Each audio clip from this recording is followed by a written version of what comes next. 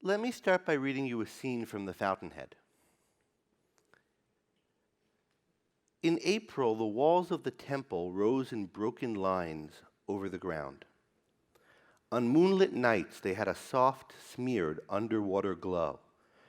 The tall fence stood on guard around them. After the day's work, 4 people would often remain at the site: Roark, Mallory, Dominique, and Mike Donegan.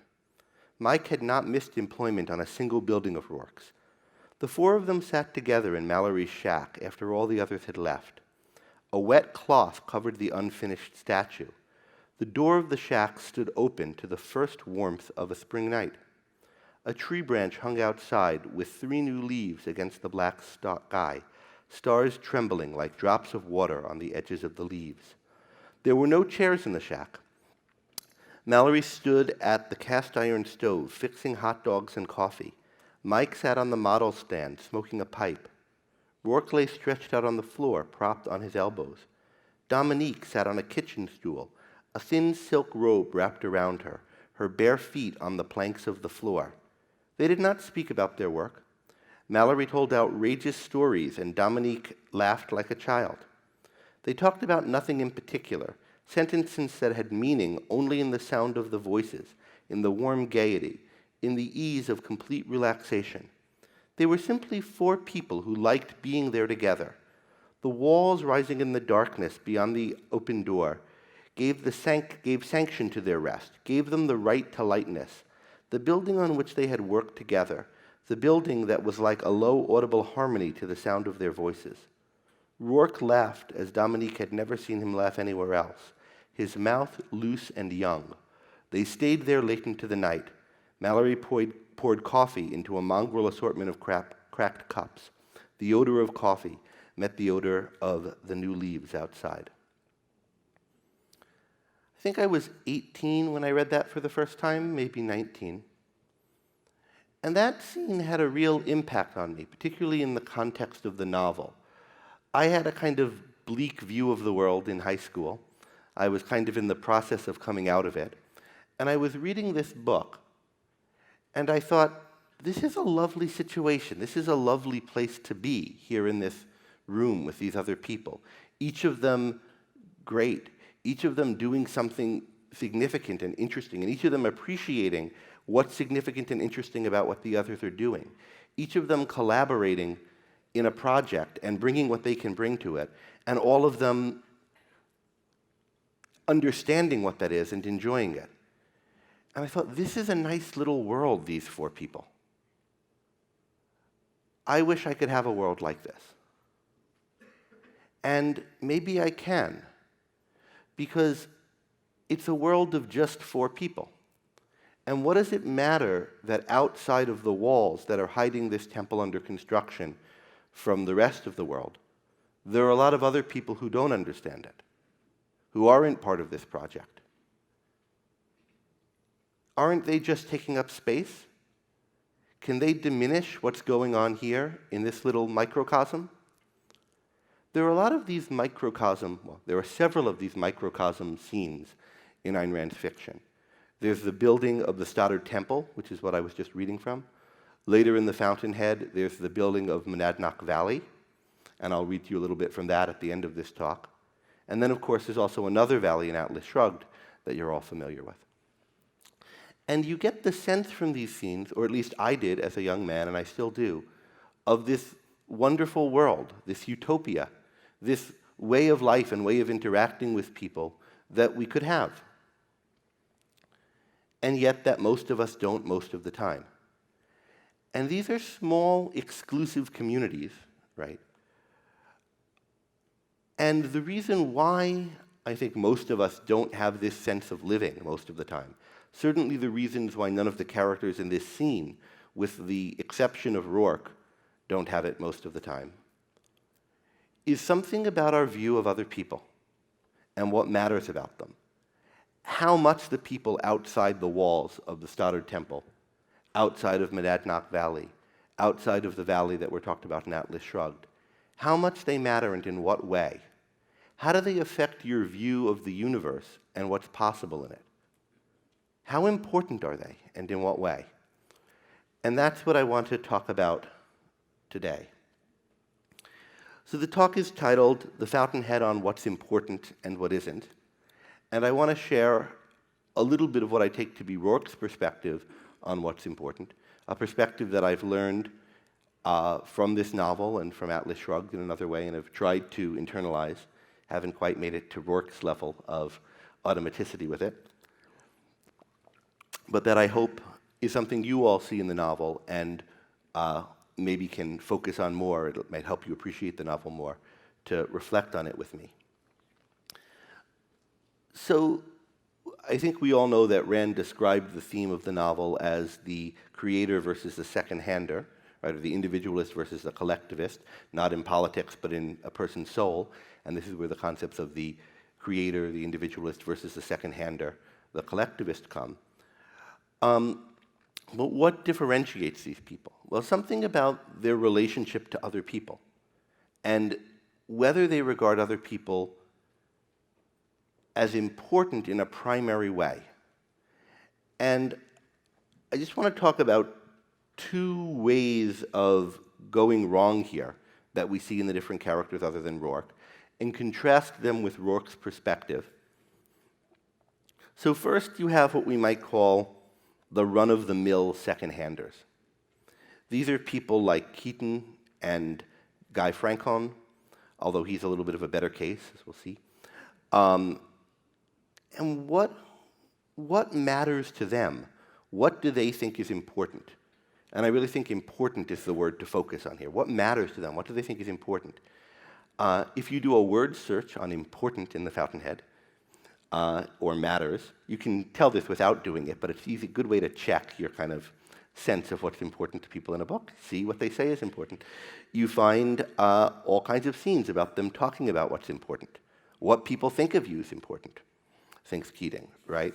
It's important to be what they want you to be. And here's a really interesting scene with Keaton and Francon. It's the scene where they really bond.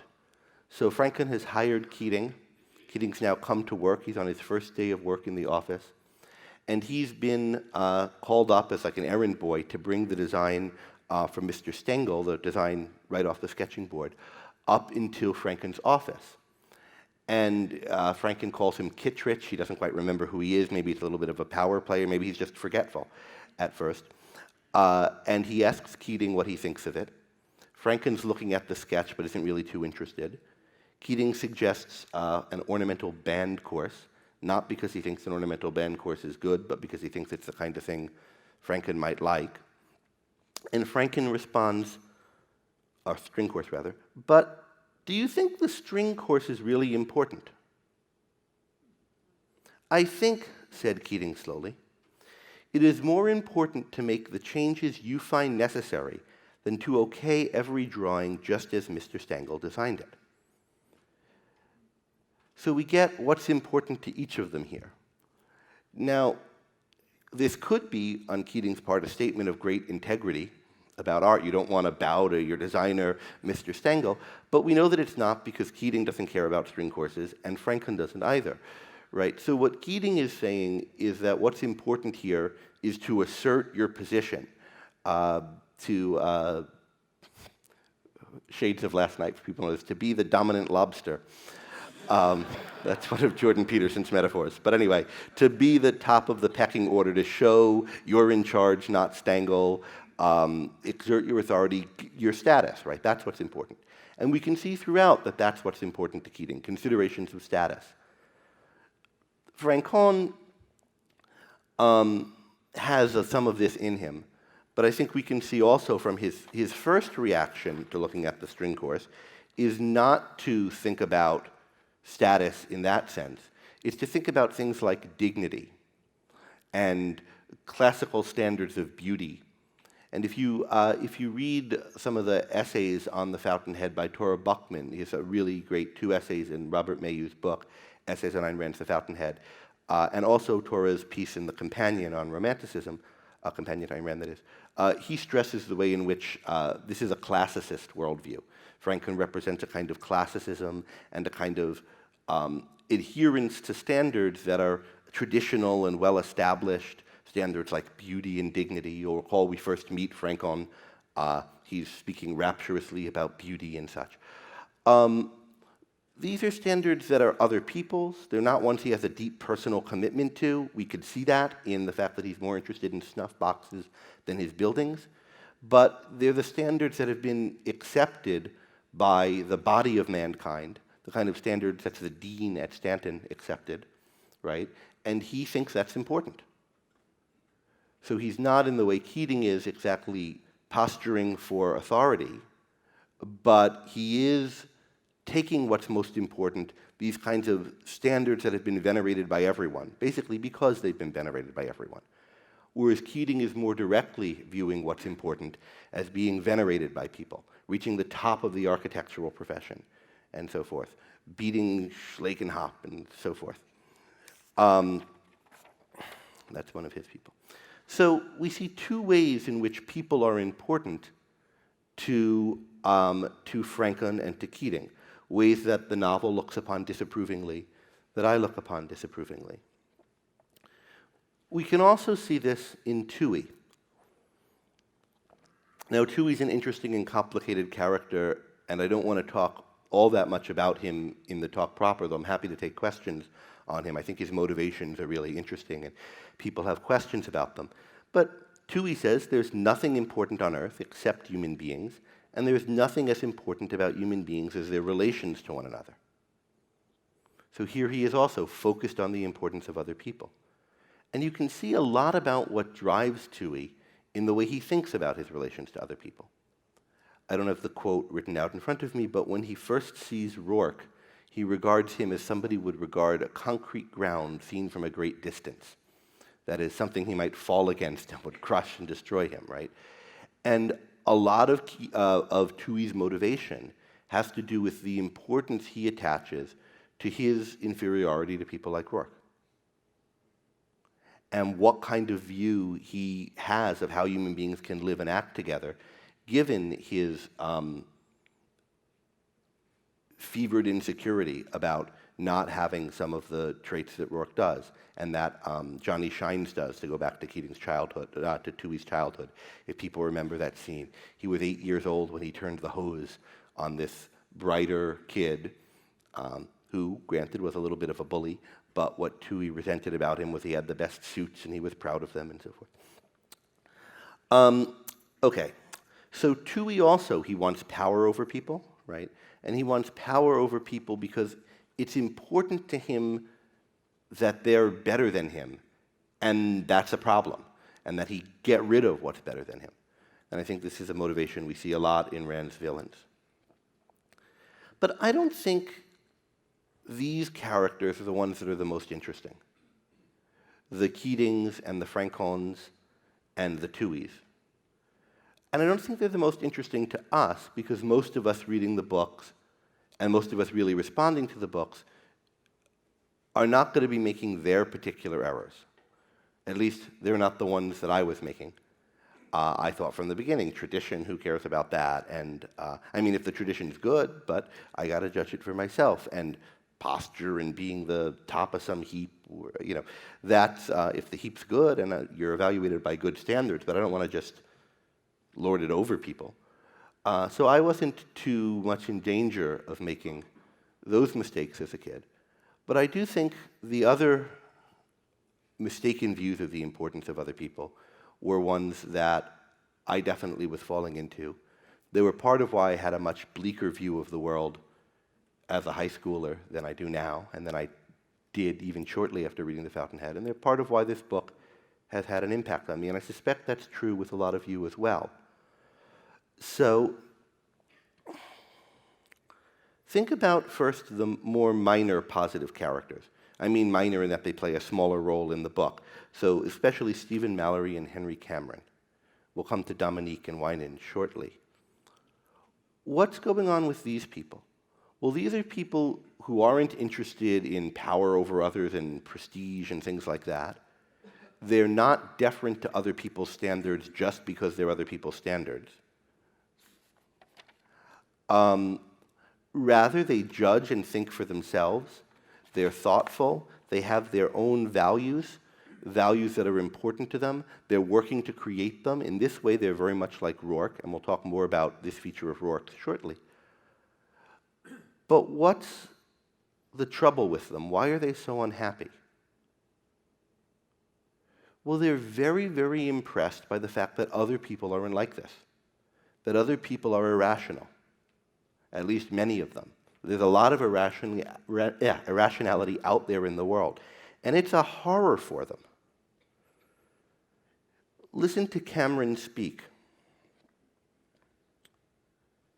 There'll be days when you'll stand in the corner of a hall and listen to a creature on a platform talking about buildings, about that work which you love, and the things he'll say will make you wait for somebody to rise up and crack him open between two thumbnails.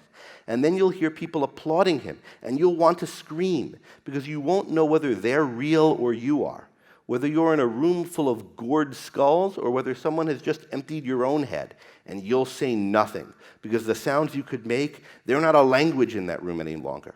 But if you'd want to speak, you won't anyway, because you'll be brushed aside, you who have nothing to tell them about buildings. Is that what you want? This is part of a speech Cameron makes to Roark, trying to dissuade him from persisting in the career path he's in. You don't want to end up like me, do you? But let's not focus on that aspect of it, the wider context of the scene that he's trying to persuade Roark, and is this what you want? Look at what's a horror to Cameron. Not just that he's not making money in his career, not just that he's impoverished, not even just that his views aren't respected, although that is something that bothers him, but the fact that there's this pervasive irrationality that you can't deal with. You're in this room full of people applauding this crazy nonsense speaker who's full of BS, who's not making any sense, and you think, the world's gone mad. This isn't a world where I can succeed. Has my own skull been gored? There's a horror in this scene, right, that you don't see anywhere from Roark. And we see that same kind of horror, of course, in Stephen Mallory, right, who describes it as a drooling beast. There's a drooling beast out in the world, and it's in all these other people. Howard, I'm thinking of the explanations of evil and all the remedies offered for it through the centuries. None of them worked. None of them explained or caused anything. But the root of evil, my drooling beast, it's there, Howard. The drooling beast is why Mallory shoots at Ellsworth Toohey, right? He doesn't know what it is, but Toohey seems to understand it. This thing that's in people, this irrationality that seems to run and dominate the world, against which you don't have a chance.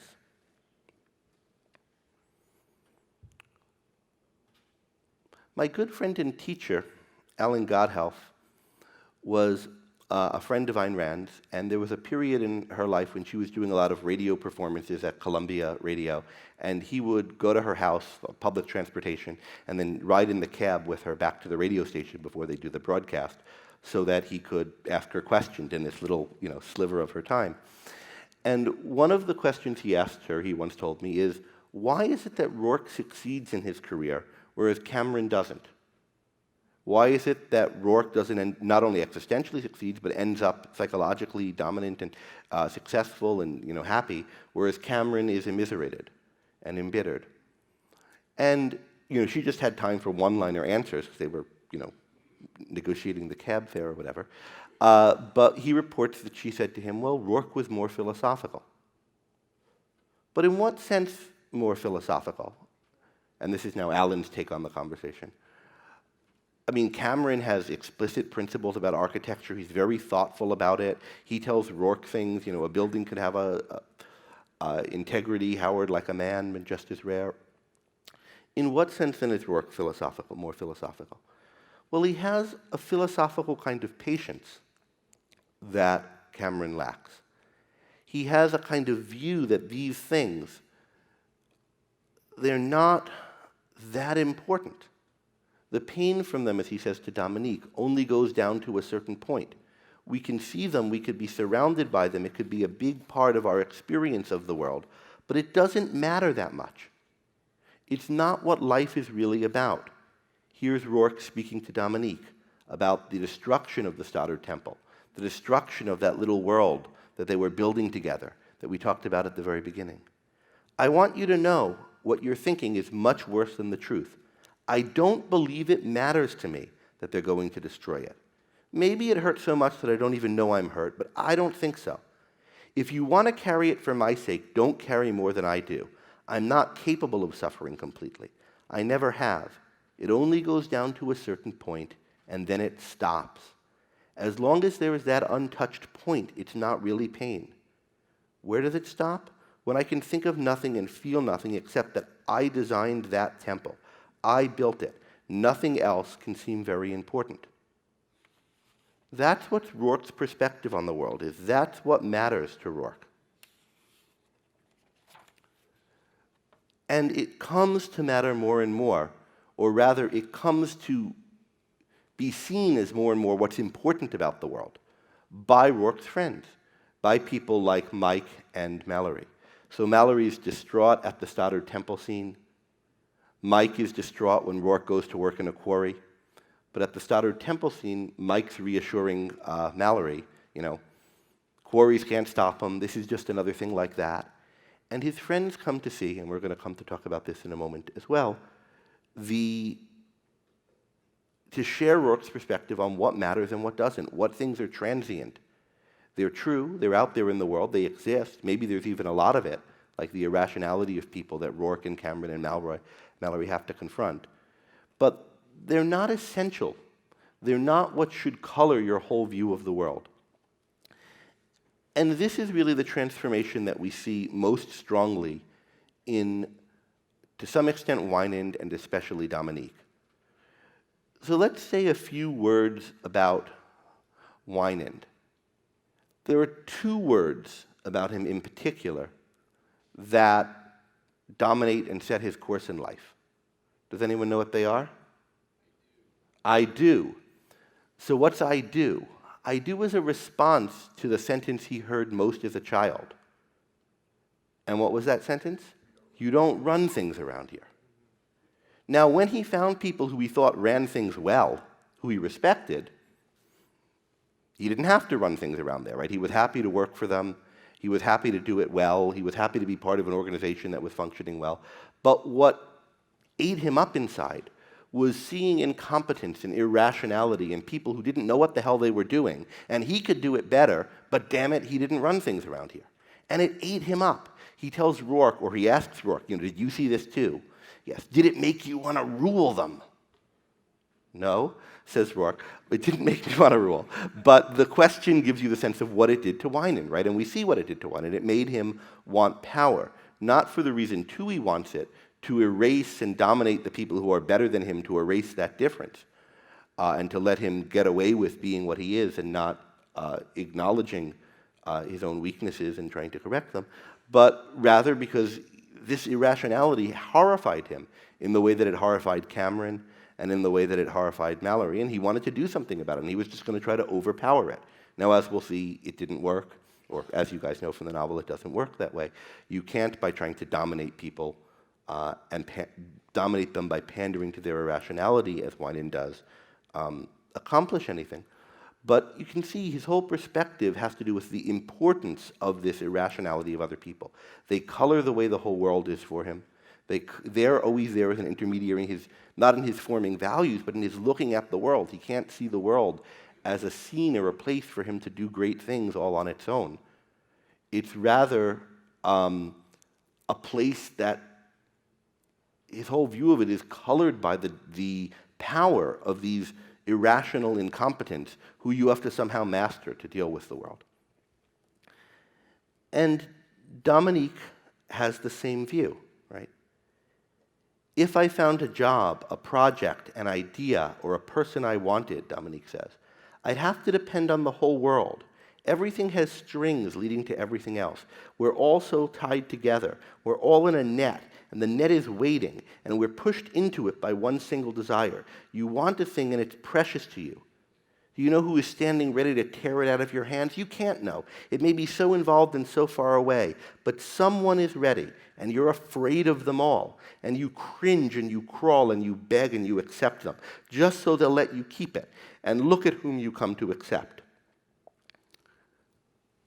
Another point in the novel, she says, Howard, I think the reason for everything I've done in my life is the thing that made you have to work in that quarry.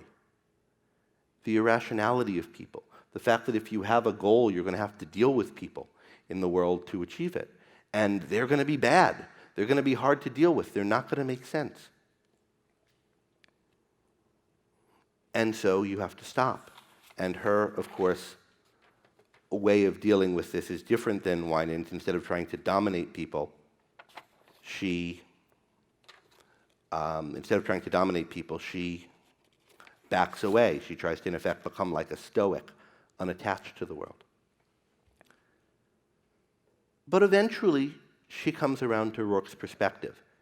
And I'm going to just read you a passage where we can see that, and then we'll talk more about what Roark's perspective is, what this difference is, and how Dominique comes to it. Dominique lay stretched out on the shore of the lake. She looked at the house on the hill, at the tree branches above her. Flat on her back, hands crossed under the sky, she studied the motion of the leaves against the sky. Skipping a bit. I had never been able to enjoy it before, the sight of the earth. It's such a great background, but it has no meaning except as a background. And I thought of those who owned it, and then it hurt me too much. I can love it now.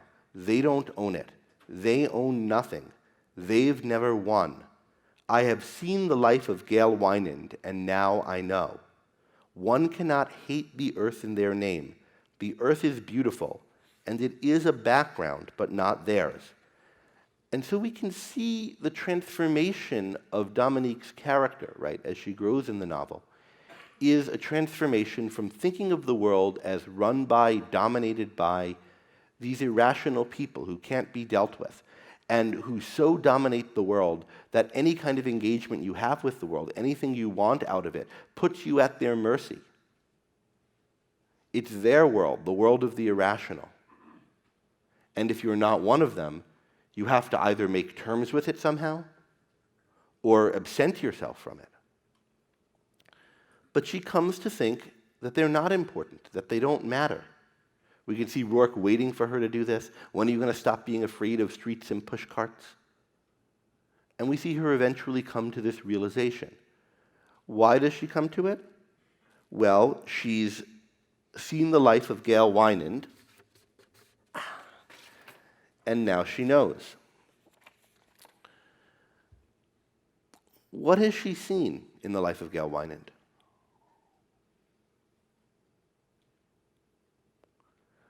Well, what she comes to realize through her marriage to him is that he's moved by the same mistake she is. He, too, is a frustrated lover of the best in human beings. He, too, loves skyscrapers, loves man as a hero, has a vision that he would like to see made real and is trying to make real in a way. But he thinks that the main thing about the world, the main thing you have to deal with the world, is this irrationality, incompetence, badness of other people. And it's because of that that he has created the banner, that he has empowered Ellsworth Toohey, that he has given these people his own tremendous strength and ability. He's given them a weapon against her that they couldn't have had on their own. He's made them important and powerful to the extent that they are. But what importance and power they have is a result of the same kind of error she's making. So it's not in the nature of the world that the bad and the irrational rule, control everything. And the people who think that and who try to live their lives on that premise are the ones who empower the bad and the irrational to the extent that they are empowered. Moreover, despite everything he did, Roark, who is the one who doesn't have this perspective, who views the world differently, who doesn't see this as important, is able to go on in his life, is able to be happy. Maybe he's not at the top of the architectural profession, although he is at the very end of the novel. Right? But he's able to build. He's able to do what he wants doing. And if we go back to this thought that the people together in that little world, that microcosm, when the outer temple is being built, people who have a project that they love and are interested in, and are working together to create it, and who value that about one another and who value the project, that they're what matters. Well, Roark has that. He has that throughout the novel, or has it through much of the novel anyway. He has it when he's building the Stoddard Temple. He has it when he's building small jobs after that. He has it by the time Dominique reconnects with him later in the novel, in the building of Monadnock Valley, in the building of the Aquitania Hotel. He has a life full of what he wants, what's important to him. And the fact that most people are oblivious to that or against that doesn't matter. What does matter? What is the meaning of life? I seem to have dropped the page on which I have the quote, but I can do it pretty close. Oh no, here it is. What is the meaning of life? The question comes up when talking to Wynand. Look, gal, Roark responds. Roark got up, reached out, tore a thick branch off a tree, held it in both hands, one fist closed at each end. Then his wrists and knuckles tensed against the resistance. He bent the branch slowly into an arc. Now I can make what I want of it. A bow, a spear, a cane, a railing. That's the meaning of life. Your strength? Asks Wynand. Your work. He tossed the branch aside. The material the earth offers you and what you make of it. That's what Roark sees as possible. This earth is a background, and it's not theirs, whoever they are, the people who don't understand what it is and don't see the potential of it and don't want to make the most of their lives and don't really want anything except maybe to tear other people down and get you in the same hole that they're in. They don't matter. What matters is what's possible to you. And it's up to each of us to find in the world something we can make, something that we value, that matters to us, that we can make our lives about. The material the earth offers us and what we can make of it. That's what matters to Roark. And he recognizes that he can make buildings. He doesn't like the shape of things on the earth, and he can change it. He can make it better. Thinking shades of Brian's talk about design from the other day, or rather, shades of the Fountainhead in that talk. This is what matters to Roark. And of course, people matter to him too, but in this context. He recognizes that in order to be an architect, in order to build, he'll need clients. He also needs other people in his life, as we can see. But he needs the people because there's something he wants out of life. There's something he wants to do and make of his life and make of the earth and the environment that's around him. And he needs people who buy into that vision, who are similar to him in this respect, to help him do it. And he knows from the beginning that there are such people. If there weren't such people, there couldn't be skyscrapers. There couldn't be any of the good things in the world. Shifting over for a moment to Atlas Shrugged, when Dagny's in one of her bleakest moments, Francisco tells her to look up at the skyscrapers and think about the men who built them. There's your proof that another kind of man exists. If you're too overwhelmed by the irrationality you see in people. Someone built that. Someone made the internet. We're talking on a microphone. God knows how many people are watching us. This hotel has been built. There's electricity and air conditioning here. That thing in people exists. There are people like that, and people maybe who are only partially like that, but enough to build this. And we can find those people. And if you look through the Fountainhead, you see Roark doing it. You see him appealing to people. You see him bringing out the best in some of the people around him, the best of the people around him.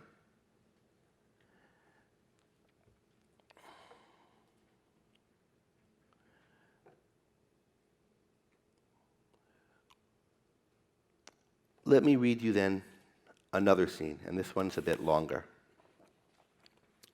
This is from the building of Monadnock Valley. They did not realize until much later that they had lacked comforts, and then they did not believe it, because the year at Monadnock Valley remained in their minds as the strange time when the earth stopped turning, and they lived through 12 months of spring. They did not think of the snow, the frozen clots of earth, wind whistling through the cracks of planking, thin blankets over army cots, stiff fingers stretched over coal stoves in the morning before a pencil could be held steadily. They remembered only the feeling which is the meaning of spring, one's answer to the first blades of grass, the first buds on tree branches, the first blue of the sky, the singing answer not to grass, trees, and sky, but to the great sense of beginning, of triumphant progression, of certainty in an achievement that nothing will stop.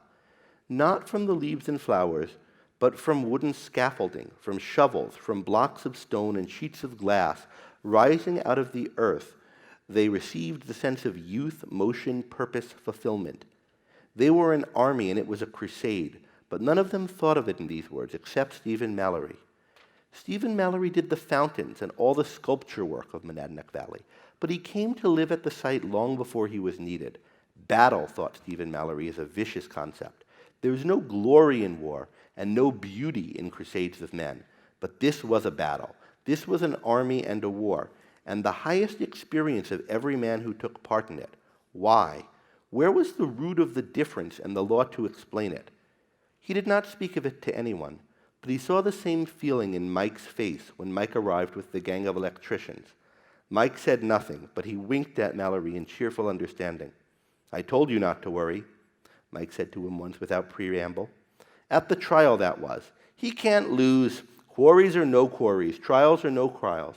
They can't beat him, Steve. They just can't. Not the whole goddamn world." But they really had forgotten the world, thought Mallory. This was a new earth, their own. The hills rose to the sky around them as a wall of protection. And they had another protection, the architect who walked among them. Down the snow or the grass of the hillside, over the boulders and the piled planks, to the drafting tables, to the derricks, to the tops of rising walls, the man who had made this possible, the thought in the mind of that man, and not the content of that thought, nor the result, not the vision that had created Monadnock Valley, nor the will that had made it real, but the method of his thought, the rule of its function, the method and rule which were not like those of the world beyond the hills, that stood on guard over the valley, over the crusaders within it. Here again we have this microcosm, this little society that's good and based on values, and is one of achieving things, and that has this kind of profundity and sense of community within a wider world that is not like this. But we're told here what creates it and what makes it possible. And it's Roark, but particularly the method of his consciousness, the method of his thought, the rule of its function. And what is that method? Well, it's thinking for himself, primarily, right? It's being what he calls a creator. But what is that? It's not having his primary motive in other people, he says in his courtroom speech. A big part of it is an emphasis on what matters and what doesn't. What's essential to the universe and what isn't. What's accidental? Yes, it's there. People are irrational. You might get screwed over. Some people don't drive as well as you'd like. But that's a comment specifically for my wife, who gets particularly irate at those things. But that's not what matters about the world. That's not the most important thing. And those things do matter and are problems to be dealt with only to the extent that you have something good, valuable, meaningful to you that you're doing with your life. And then these things are obstacles once in a while, maybe more than once in a while, that you have to deal with. But in order to create that kind of a life, you have to recognize what kind of a universe we're living in. That it's a world in which evil and irrationality aren't powerful, except what power they have they get from the mistakes of the rational and the better and the good. Evil and irrationality aren't powerful. The world isn't some horrible thing set against you. Life isn't a vale of tears or a realm of suffering. It's a beautiful background, but only a background. And you have to make something of it, and you can. And if you do, what you make of it, those values you form, become the meaning of your life. And in that context, people, of course, are important. They're important as helpers, as friends, as people who can share those values and help you achieve them. And you can have, in your own days, and pervading throughout your life, the kind of world that we see a down payment on in these scenes. And I think in part through reading and thinking about the Fountainhead, and in part through all of the people, many of you who I've met through it, I've had that in my life. So I want to thank all of you for that, and wish you all the best in finding that kind of meaning in your own life. And now I'm happy to take questions on the novel.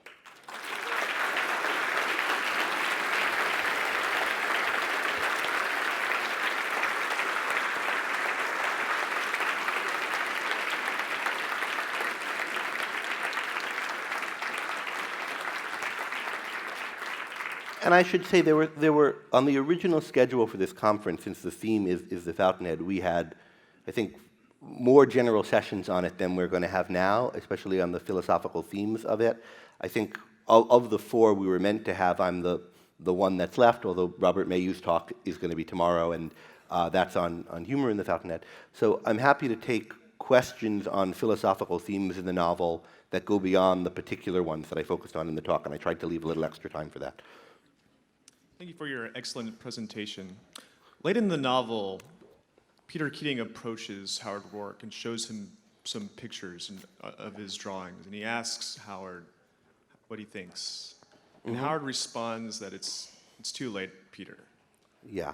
So what is the significance of that in terms of, it's not probably his artistic drawings as such, it's his character as it's developed. I'm curious what you... Yeah, it's a very sad scene, and one that's worth reflecting on. So for people, Peter Keating is, how old is he at the end of the novel? I think he's in his 40s, right? And probably early 40s. So I hope that's not too late to develop some new skills. I'm just about to turn 40.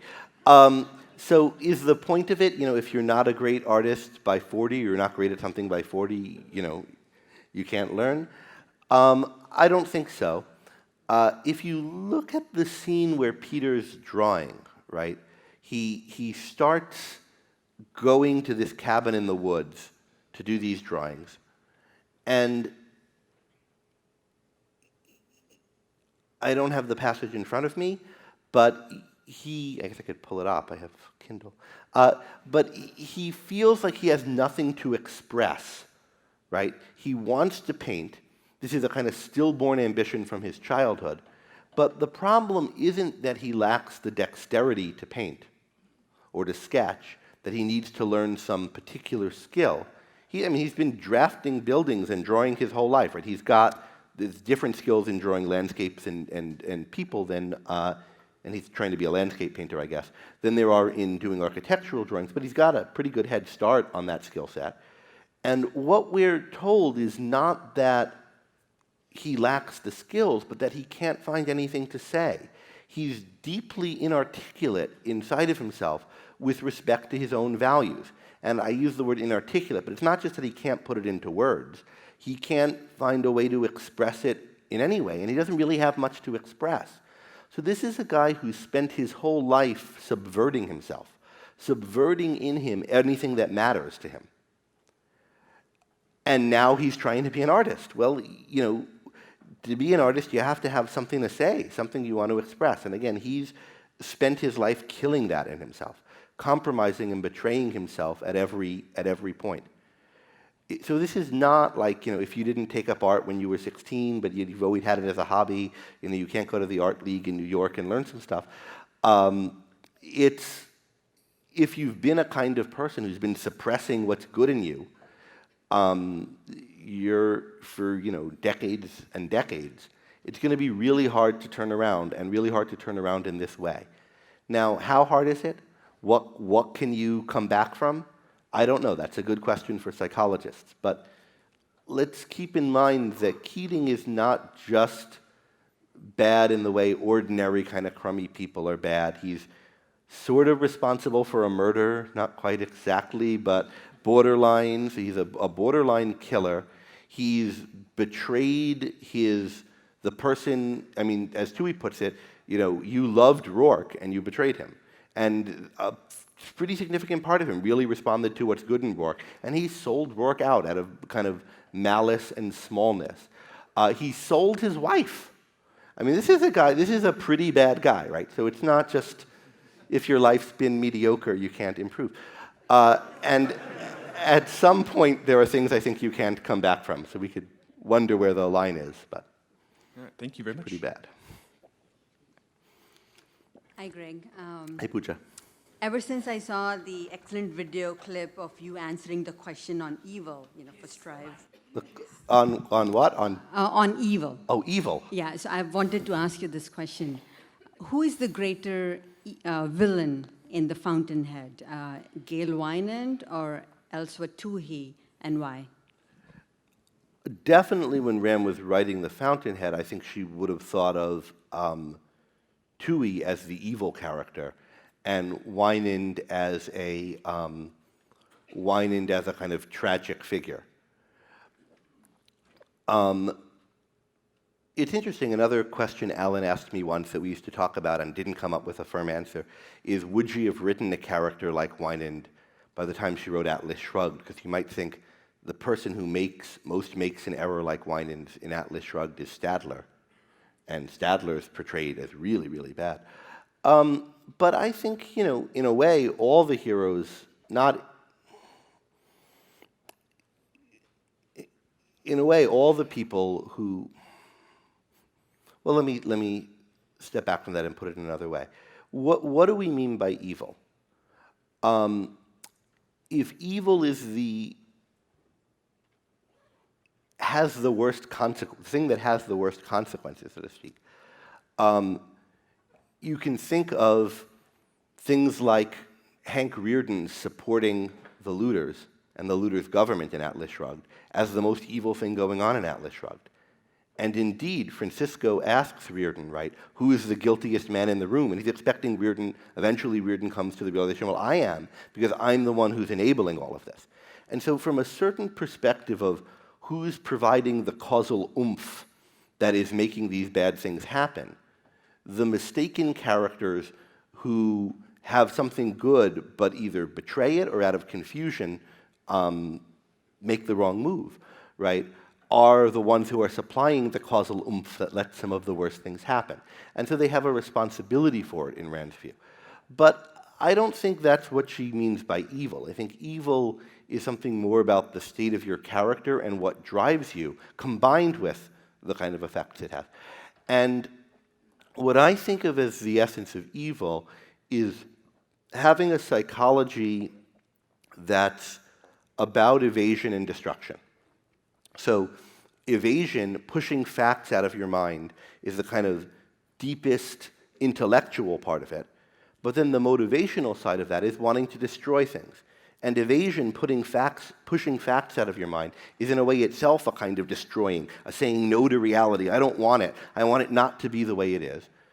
And people whose characteristic method of functioning that way, in their own thinking, instead of developing values, things that they want to achieve out of life, instead their motivational psychology is focused around avoiding threats. And they have something that you can call a value. It is a value in a way, but it's like an anti-value. It's a thing that they're after that's about destroying or bringing down. Their motivational system is set in reverse. And this is the nihilists, this is the characters like Jim Taggart, and it's the characters like Ellsworth Toohey, who what they're about, they don't have positive goals to build something, but rather just to destroy or knock down. And so far as they want to build a type of society, the kind of society they're trying to build is a kind of society that'll get rid of those upstarts who make me feel bad about myself. And it's that kind of anti-value, anti-life, nihilist mentality which is what I think Rand thinks of as really evil, and certainly what I think of as really evil. And the complication with the characters like Wynand is that this kind of really deep evil is really weak on its own. So we're safe from it except insofar as some people who are better than that empower it. Empower it in other people by making mistakes of this type Winan does, or in a very different way Reardon does in Atlas Shrugged, or empower it in themselves, because it's not the case that everybody is purely one or the other of these types of people. A lot of people have mixtures of both types of motivations in them, and the better aspects of them act like people empowering, act like good people empowering bad people by empowering the worst aspects of them.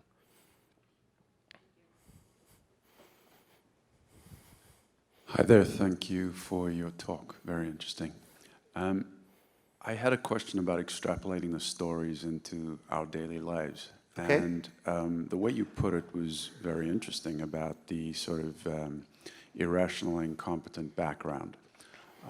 My concern is that there's a sense of escapism and insularity in some of these characters' heads that sort of reduces the reality or the degree of incompetence and evil of that background into optimizing their own lives, and perhaps, escaping into these small rooms like you started your talk with. Mm-hmm. My question relates to those of us, and I'm sure it's most of us, who want to, in fact, impact that background and recognize the extent of the rot by sort of minimizing it or making it look a little more fuzzy, and escaping into our own little rooms or an ocon.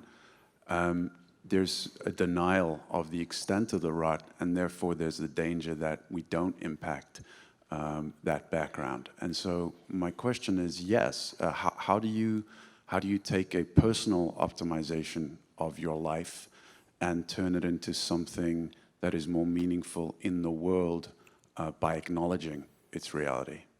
So first, I think you have to decide why you want to change and fix the world. If by the world you mean the society, not everything you do that's, value-oriented is in some sense trying to improve the world.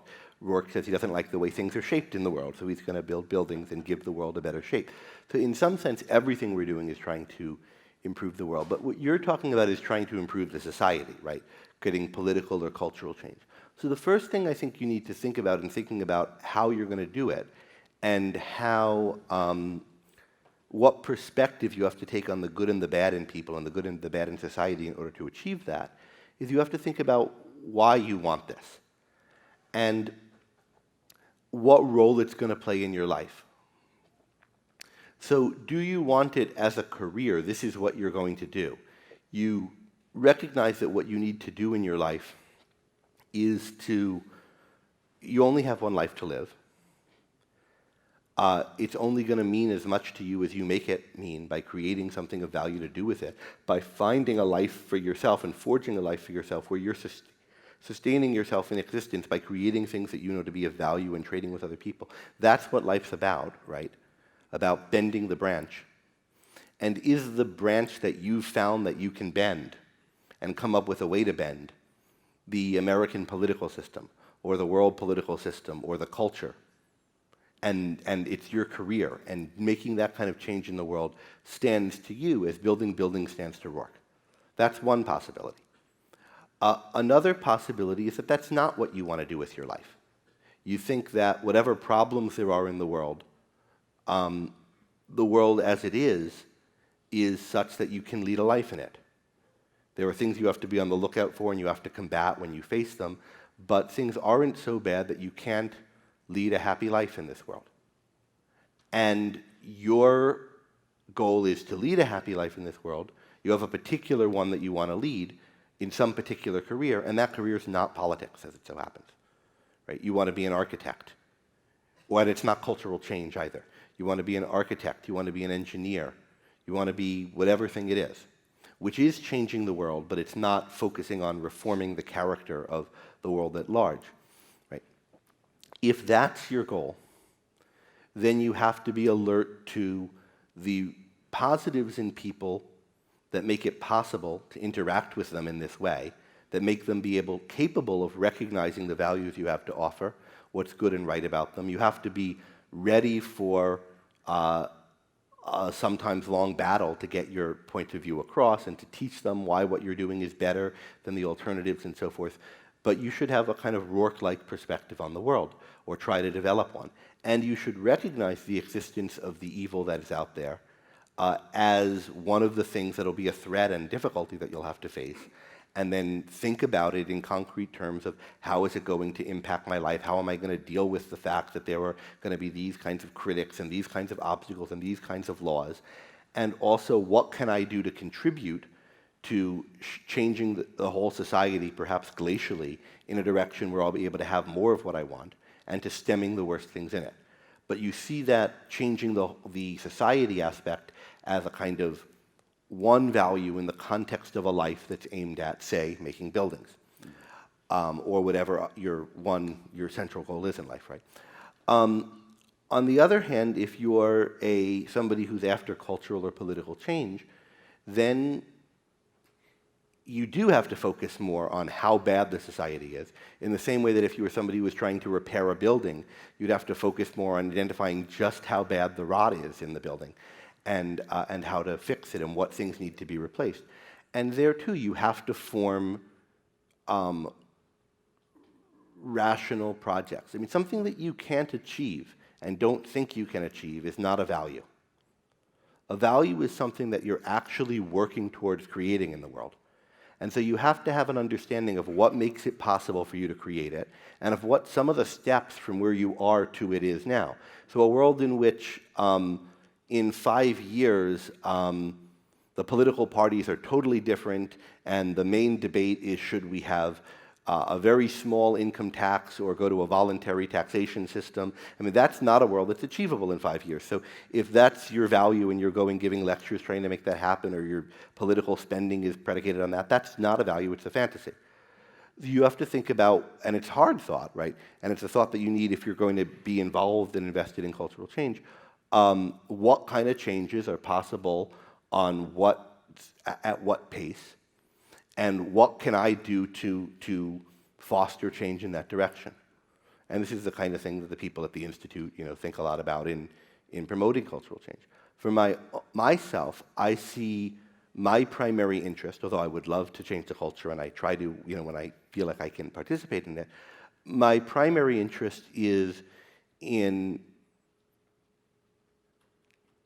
helping individuals to understand philosophy better, objectivism, things in Aristotle, other philosophical views, in ways that I think are good, in ways that I think will help them improve their lives and improve their thinking, and understanding what's wrong about the views that are wrong in ways that will help them rid themselves from them.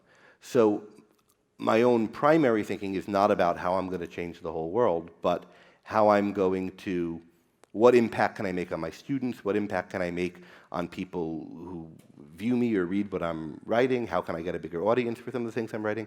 Rather than what are the steps to get the society better. Although I hope those goals are integrated to one another, and what I'm doing helps with that. Right. Thank you. Hello, Mr. Salmieri. When I read the Fountainhead back in high school in the senior year, from then even to now, I can never contend on why Dominique married Keating. I understand her worldview was irrational, and that was it when she threw the little statuette down the elevator shaft because she didn't want it to be with that world. I can never figure out why she married Keating when she knew, at least implicitly, that he was an evil man, but definitely explicitly that he was irrational, not good. Well, it wasn't a love match. I mean, she married him because, in a way, of what was bad about him. Mm-hmm. That he represented, in a certain sense, the best, but I mean, the most complete model of a certain kind of person that represented part of what she thought was wrong about the world. And Dominique, you have these kind of philosophies, Stoicism is a version of them, Buddhism is a version of them, that have the idea that we're not very powerful over the world. Things are bad and arrayed against us, and what you have to do is kind of cut your attachments, not care too much about anything, not give, as the Greeks used to put it, hostages to fortune. So, if you really are proud of this castle you have or something, and that's what you care about, well, it could get invaded or knocked over. And so in investing your happiness in this thing out there in the world, you've given a hostage to fortune. Some bad luck could come and destroy it. Dominique has an even kind of bleaker view of that. It's not just luck, but it's a whole world of vicious, miserable, contemptible people out to get you. And you're giving hostages to them insofar as you try to insofar as you desire anything, you go after anything and make your life about anything. And she's, in effect, trying to renounce that. She's trying to, in a way, give up or kill the thing in her that wants things, values things, and appreciates things. And in another way, she's trying to protect that part by insulating it from compromise with the world that's going to require her to compromise, beg, do things that are inappropriate and that are not in keeping with the kind of high values and standards she has. If she pursues and tries to do anything out in the world. The way she thinks of it, you have to have what's perfect and Roark-like, or nothing. And existing in a world full of people like Ellsworth Toohey and Peter Keating and Clifton Stoddard diminishes anything Roark will create. It makes it incongruous, wrong. It somehow, it doesn't belong in that world. And that world damns and diminishes it. And so she's trying to protect her spirit, protect from this world. And the way she does that is by not letting herself want or act anyway, not letting herself act on any desire. And the marriage to Keating is a kind of a form of doing that. It's an attempt, in a way, to wipe herself out of existence by, or at least wipe her soul out of acting in existence by conforming in the most complete and, in a sense, grotesque way possible to the patterns by which other people act. The selflessness, the just doing what's expected, the filling a role rather than having a soul. And so that's what the marriage of Keating is sort of attempt at. Thank you for your thought. When Toohey asked Roark, "What do you think of me?" Roark answered, "But I don't think of you." Yet Roark seemed to be thinking of the dean, or rather the principle behind the dean. So why do you think the principle behind the dean was more important to Roark than the principle behind Toohey? Especially since, in a way, they're the same principle, right? Yeah. And Roark eventually does think about it, right? He gives a whole speech about that principle. And he talks to Winand on his boat about it. So it's interesting that if you do a kind of search on words like important and matter in the Fountainhead, you see a lot of cases where Roark thinks something is important, but it's just doesn't feel important to him relative to other things. So even the principle behind the dean, right, is something that he thinks is important, he thinks he should try to work out, but it just pales to him in comparison to being interested in the principles behind buildings and how to build better. It's something that he, in some sense, at the beginning, distantly grasps and would like to understand, but it's not that important to him emotionally. It's not that close to his values. And gradually, I think he comes to realize why it matters to think more about it, and he does. But his first reaction to that kind of thing is always, I'm not interested in that. And in the end, he's interested in it only so much as he has to be to achieve his goals, which turns out maybe to be a little bit more than he thought in the first half of the book, by the end of the second half of the book. And I think also his encounter with Winand helps him learn about this in a way that is worth reflecting on more than I have. But the "I don't think of you" is a kind of first reaction of his that just this doesn't matter too much to him, and the dean doesn't matter too much to him either. Although he recognizes at some level there's a problem here to be solved, and eventually he does solve it. Thank you. You said something really fascinating, among lots of fascinating things, that Roark not only seeks to, but does and is capable of bringing out the best in other people. He's also capable of bringing out the worst. It depends on how people respond to his being, I suppose. So my question is the big difference between Roark and the other characters who are good people you contrasted him with, Cameron and Dominique, that unlike the rest of them, he doesn't allow anybody to bring out the worst in him. I wouldn't say that's the difference between him and them. Is it a difference? Do other people bring out the worst in Dominique? I mean, bring out the worst is a little...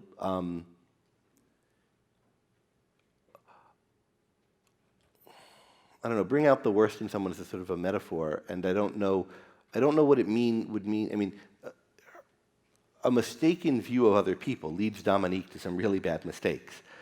But in a way, it's still bringing out the best in her, because she's trying her best, given what she knows and understands, to deal with the problems she sees in the world and in other people.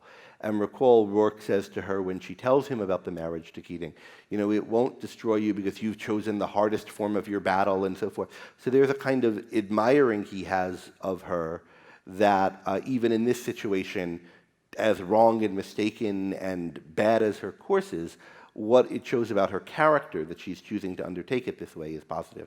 And Winans a more complicated case, but so I wouldn't say that the people around them bring out the worst in these characters. These characters are mistaken badly, but struggling in some cases really valiantly to deal with that.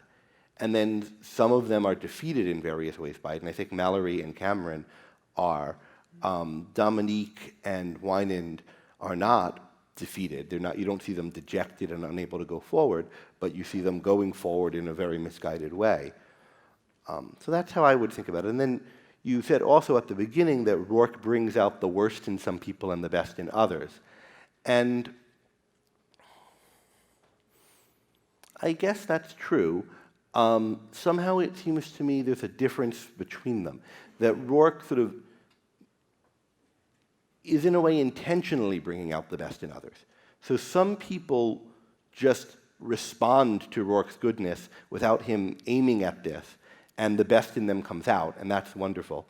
But there are also a lot of scenes where you can see Roark trying to teach someone. He understands that if he's offering something new in his way of architecture to the world, that he can't expect people to suddenly just recognize that it's great. He's got to teach them how to know what's best. And there are situations in which Roark's sort of actively fostering and bringing out the best in people.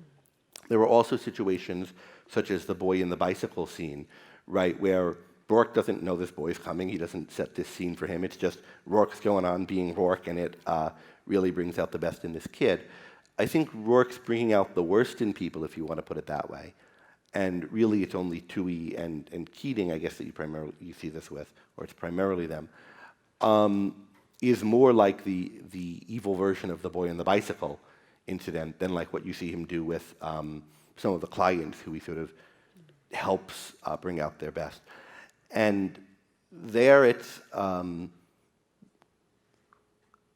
he's a kind of a person that in dealing with him, you get a kind of image of what best is possible to people, at least as it's set up in the novel, and different people respond differently to that. Some of them, it fosters and inspires them to try to achieve what they can in their own life, and other people, it brings up resentment with them. And some people, it does some of both. You see that in Keating. Thank you. Thank you for your talk, and thank you for sharing the anecdote about how that scene impacted you. As you know, I'm a collector of such anecdotes. Yes, we were talking the other day. Yeah. So let me ask you about that scene. If we respond to that scene positively with delight, one of the things we might say is, these people are, that it's a scene of friendship, right? Oh, definitely, yes. Oh, okay. But friendship didn't come up very often in your talk. No, I thought about doing another talk called Roark and His Friends, but one only has time for so many talks, and so that's maybe for another year. Yeah, just in terms of what's, as you know, Aristotle devotes a large part of his ethics to friendship. Two books of the Nicomachean Ethics, yeah. Yeah, very important concept. On the other hand, thinkers have also talked about the need for distance, right? Particularly in intellectual, kind of distanced friendship, in intellectual and artistic projects, which seems to characterize Mike and Roark, right? This kind of distanced or satellite I'm not familiar with idea. this idea of distanced friendship, but I mean, Mike and Roark, they go to the bar together. Mike's on his, God knows how many, it seems like quite a lot, his sixth beer or something, is telling Roark these anecdotes on construction sites, and hey, Red, they don't seem too they seem pretty chummy to me. Right, but it's not like they live next door to each other and they're constantly, sharing things. I guess, Mike shows, he's not Kramer, but he shows up at each of Roark's construction sites. Consistent with their jobs and the kind of life they're living, I think they're pretty good friends. But in general, or another thing you could bring up would be the relation between Roark and Dominique doesn't exactly begin on a very friendly basis, right? More one of hostility, right, and aggression. But generally I wouldn't call it hostility exactly. I've actually just written a short thing responding to somebody else on the consummation scene, the so-called rape scene between them, and in what sense it is and isn't a rape. But putting aside that, which is and the propriety of this kind of use of rape imagery and so forth, which is a question that we're thinking about. Putting that aside for the moment, what's going on between them in this scene? And you could call it hostility, but I see it as a adversarial relationship, which is not quite the same thing as hostility. And it's definitely the case that, I think this is a matter of literary taste and personal preference on Rand's part, but you can see all of her romances in her novels have this or almost all of them, have this adversarial quality to them, at least in how they start. There's a kind of, the two people are on opposite sides, and they're in some sense fighting with each other, and the woman wants the man to win, but she's putting up the greatest resistance and so forth. And I think this is something about Rand's take on sexual psychology, rather than her view of friendship, because the friendships don't all start that way. Mike's and Roark sort of does in a different way, but the friendships usually don't start with an adversarial quality, at least not all of them in the way the romances do. So I think it's in part her take on romance, and I think it's in part a literary technique that if you want to heighten the conflict as much in a novel as you can, it helps to have lovers at odds with one another, because that's going to be a really high value conflict, right? So if you can create your plot such that the people who care most about each other are on opposite sides of something and have to struggle against each other, then you're really upping the stakes for them. And she's thinking in how she constructs her plots about how to make things as hard as possible for the protagonists. But, so I think that's what's going on with Roark and Dominique. There's a kind of adversarial quality to their relationship. The adversarial quality you see in all of her romantic relationships. Look at the Francisco-Dagny relationship, which has this in Atlas Shrugged, which begins with this fraught tennis match, right? And these ways in which they're toying with each other at wanting to hurt one another early on, some of them quite dramatic. And these are characters who aren't in any kind of existential conflict, but they're kind of creating little conflicts as part of their way of flirting with each other. So I think that's just something about her take on sexuality and romance. And then when she can, in the main plot lines of the novel, she pairs that with a existential conflict of characters on different sides of a major fight. So that's how I think of what she's doing there. But I don't see it as a reserve or a distance exactly. Some of the friendships are reserved and distant in her novels, but some of them are very warm. And I think you can think of the friendship between Roark and Heller maybe as a little more reserved than the friendship with Mike, which strikes me as pretty warm.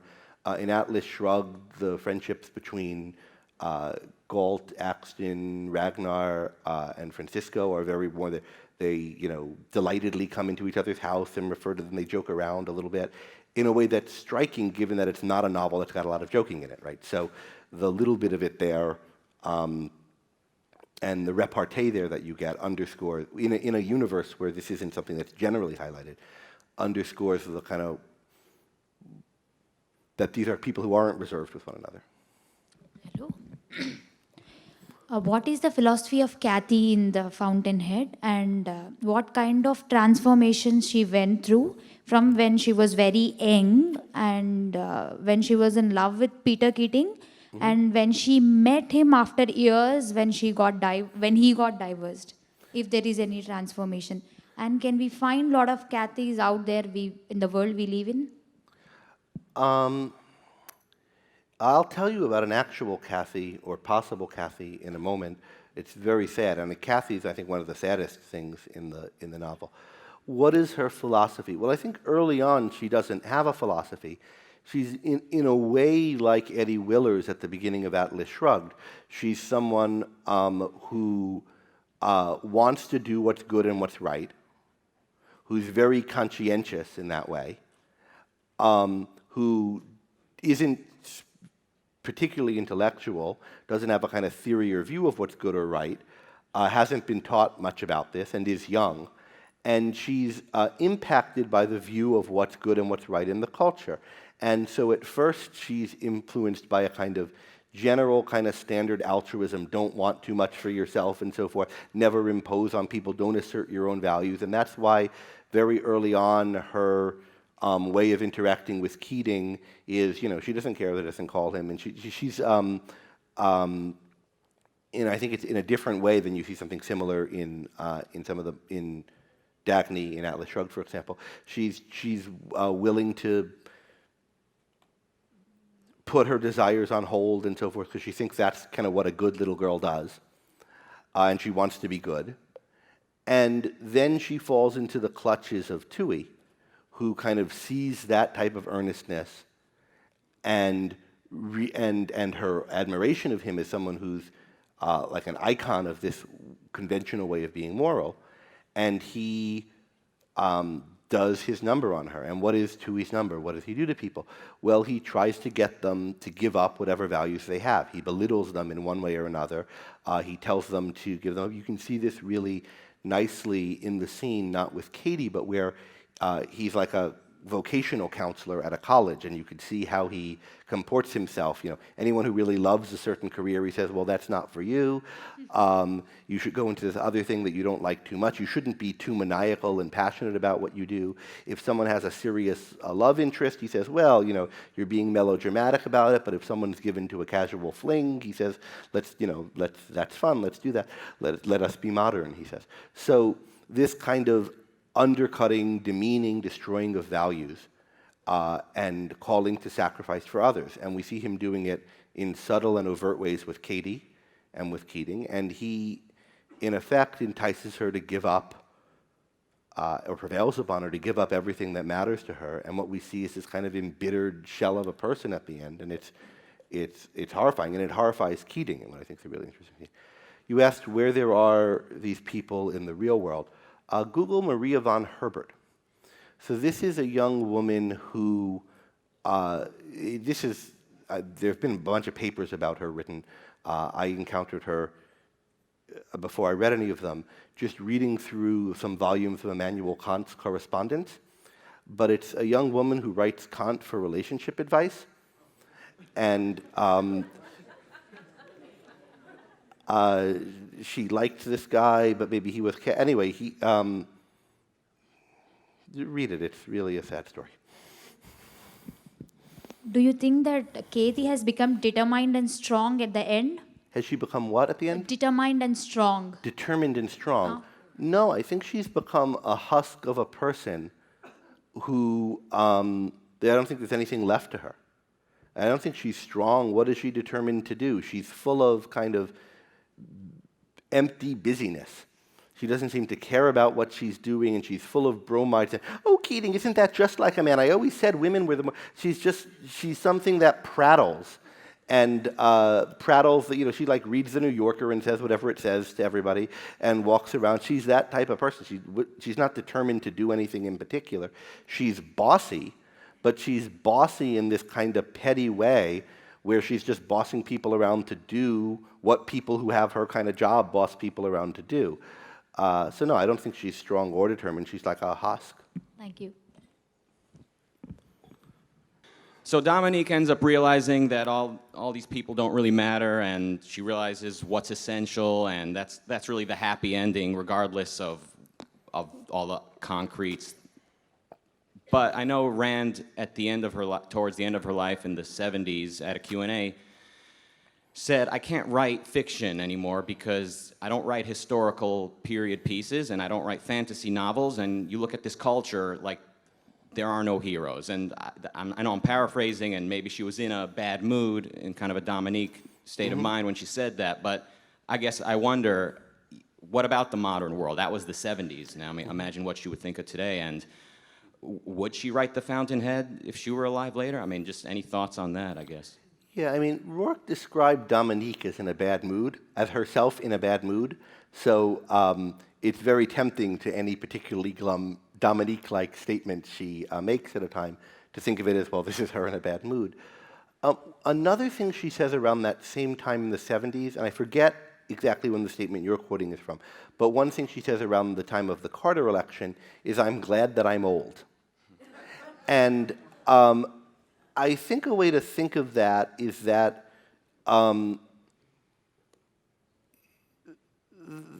there were definitely things that she saw improving in the world over her time.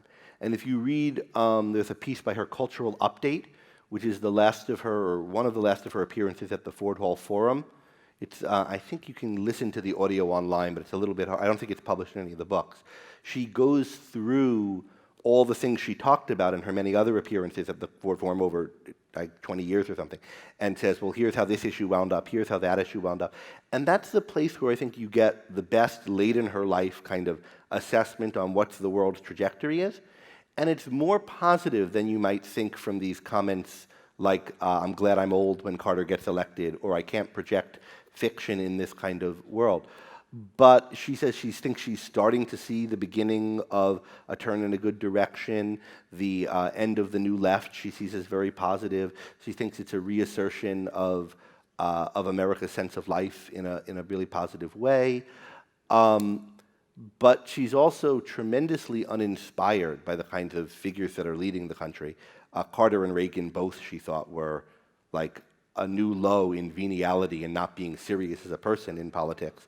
And God knows what she'd say about the people we've seen since. And I don't just mean the current president, but I include him. I mean, all these people are pretty unserious, non-statesmanly characters. And I think she felt kind of weary.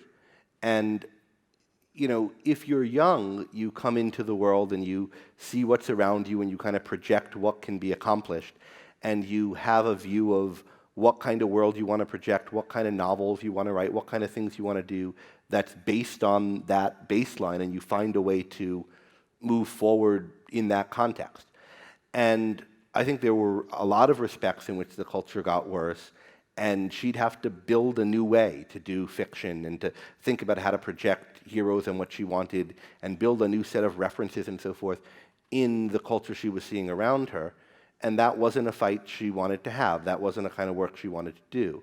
But I think if an Ayn Rand had been born in such that she was 20 in 1972 rather than 70-something, then she would have, the fact that she was young, she would have seen it as a different challenge and would have faced it differently. And we should keep in mind, since then, a lot of things, and you know, Yaron gave a talk on this, have gotten better. Things have gotten worse, but a lot of them have gotten better. The USSR fell.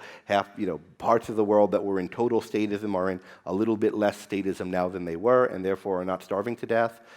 There's, a lot more good semi-art being produced now. I think a lot more good television, for example. So there are areas of the culture that are getting better, as well as things that are getting worse. So my question is about Winans' crusade to vindicate Roark at the end of the book. So it seemed at first when he was doing it, you know, he was meeting a lot of resistance. Like he would write something in his paper to justify Roark, and some other paper would respond saying, you know, look who's talking. And he would feed off that. He actually got energized by that resistance. But then all of a sudden, towards, you know, at the board meeting where he's, you know, he has basically an ultimatum, he finally gives in. I was wondering if you could possibly elaborate on that. What became clear is that he was losing. And it wasn't just a minor loss. He would lose the banner. And so he either had to close the banner or renounce his anti-Roark stand, or his pro-Roark stand. And whether he should close the banner and stand with Roark, or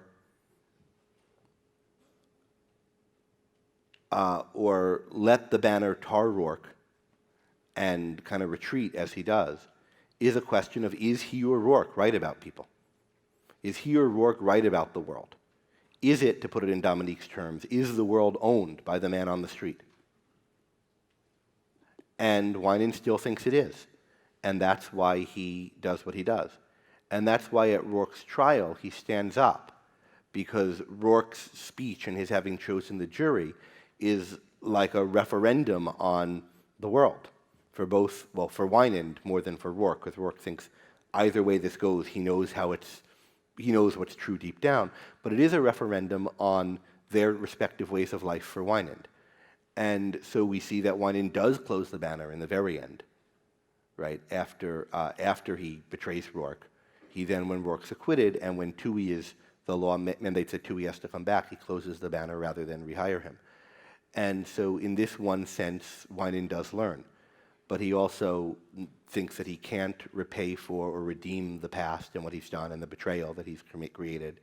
And so we see the very sad way it ends, where, you know, he hires Roark to build the Winans building, but says, you know, whatever it has, you have to give it, and I don't want to have to see you again. Thank you. Thank you.